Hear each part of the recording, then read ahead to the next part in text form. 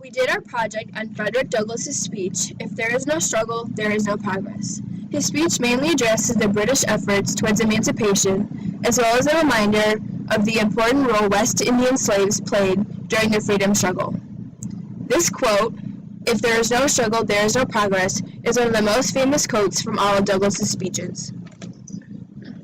Well-known abolitionist and former slave Frederick Douglass, in his poem "If There Is No Struggle, There Is No Progress," emphasizes that you need to work for your freedom and it doesn't just get handed to you.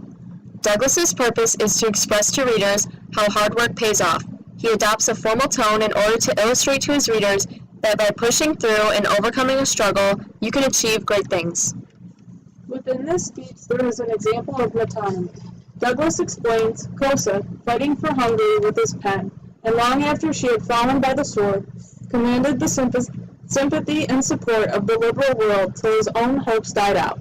This quote contrasts the pen as knowledge and peaceful fighting with the sword as violence and destruction. This use of figurative language shows to Douglass's audience that not only does he believe in peaceful battles, but also that struggles will always be present when fighting for what you believe in. Our next strategy is parallelism and paradox.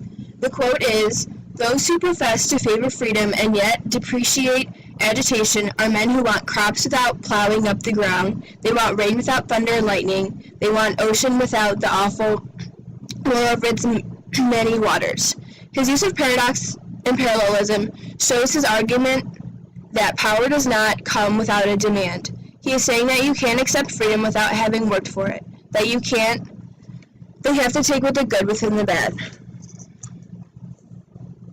Frederick Douglass makes an allusion to a well-known poet.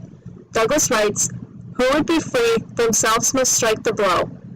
The alluded quote is from Childe Harold's Pilgrimage, Canto 2, written by George Gordon, who also goes by the name Lord Byron.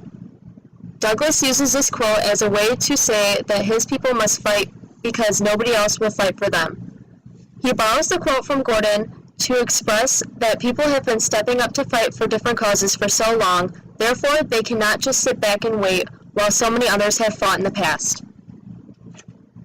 As another example, we have the quote, "It is not within the power of unaided human nature to persevere in pitying a people who are insensible to their own wrongs and indifferent to the attainment of their own rights." In this example, there is alliteration, perseverance, and pitying a people, which emphasizes the wrongs done to slaves and how human nature is involved. On the whole, Douglass's use of figurative language helps to achieve his purpose.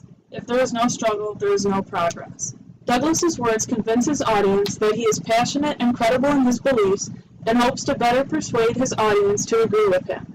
Not only were Douglass's beliefs applicable at the time, but they are still valid in today's world.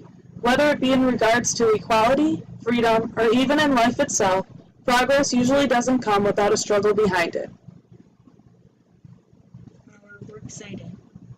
Thanks. Created using Powtoon.